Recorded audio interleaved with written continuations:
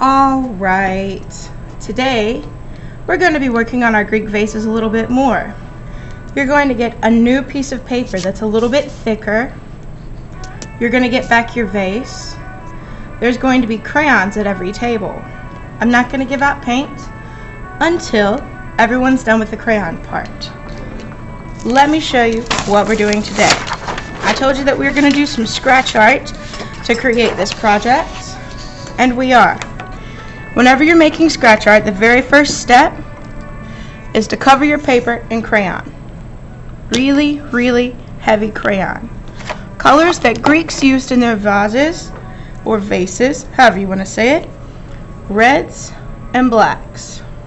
Since our paint is black, we're going to be using mixtures of red and brown to give us that nice, earthy, reddish color. As you add in your crayon, you don't want it to be light coverage where you can see the white through the paper. You want it to be heavy, dark, thick coverage. It's best to cover your whole entire paper.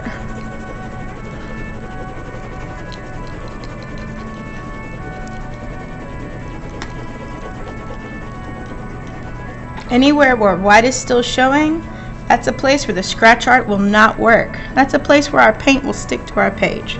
And you'll see what I mean in a little while. For now, for today, all you have to worry about is covering your whole entire paper with crayon. That is the very first step.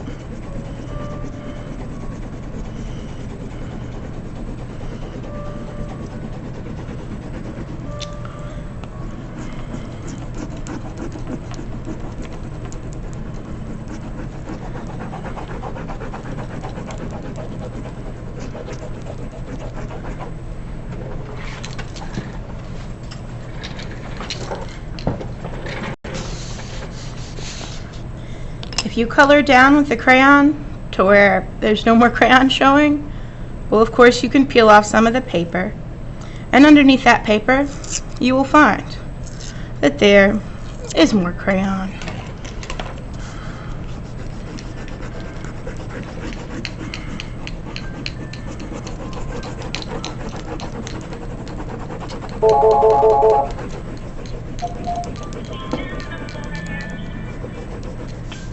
There's our weird morning music. Great. I gotta turn that down. That's weird sounding. So we got a little bit of crayon, but I think it could be even better than that. I'm gonna add in another layer with another color, just to make sure that every bit is covered in crayon. If your paper isn't completely covered, whenever you rub your fingers over it, if you don't feel weird waxiness, you don't have enough crayon going on in your life, and you need more.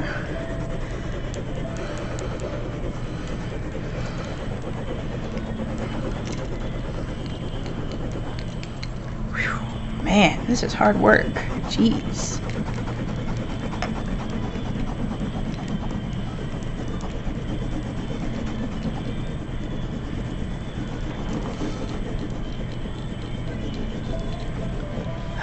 Okay, once your whole entire paper is covered in heavy, dark crayon, you're going to flip it over to the white side.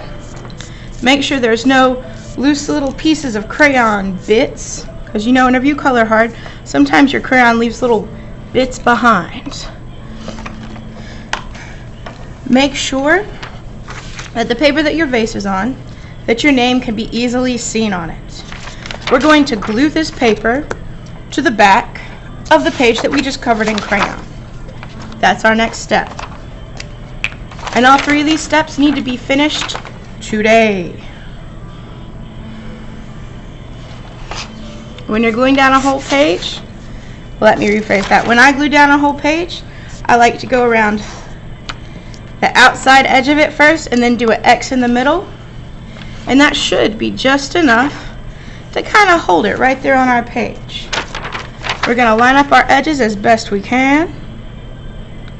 Yeah, that looks all right. Press it down. Once you've covered one side of your paper with crayon, You've glued your beautiful vase to the other side where you can see the outline of your vase. Here's what we're going to do. We're going to flip it over to the crayon side. You're going to raise your hand. I'm going to get you an apron, and I'm going to get you some paint.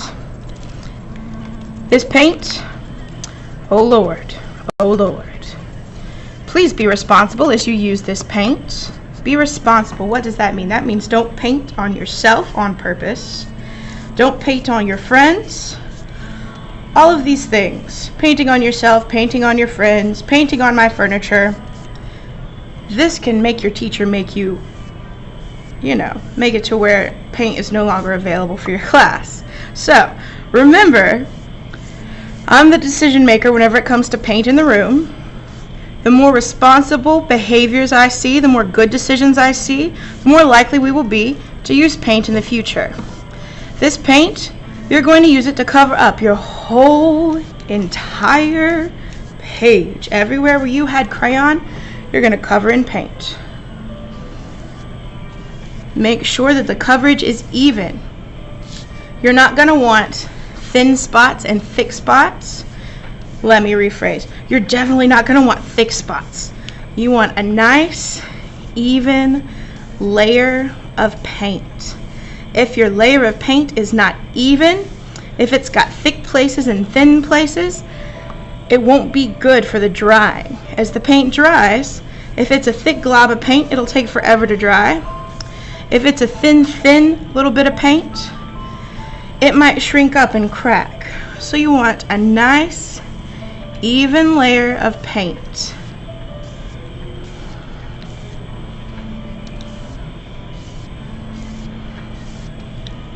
Maybe a little bit more right here. Yes, I think that'll do just fine. Once your paper is covered, we covered it in crayon, we flipped it over, we glued our vase to the back, making sure that our name is on it. We flipped it back over, we painted over top of our crayon. I'm going to take this paper with 2 hands to the drying rack, and I'm going to put it into the drying rack so it has time to dry. This is part of the reason why we have another paper now, because paint doesn't work as well with super thin paper. If you use paint with really thin paper, a lot of times the paper will get all wobbly. We have thicker paper, so our paint won't make our paper wobbly. We've glued our vase to the back, so we still have that going on. We're going to wait for this to dry. Once it dries, we're going to do some more cool stuff. That'll be a video for next week.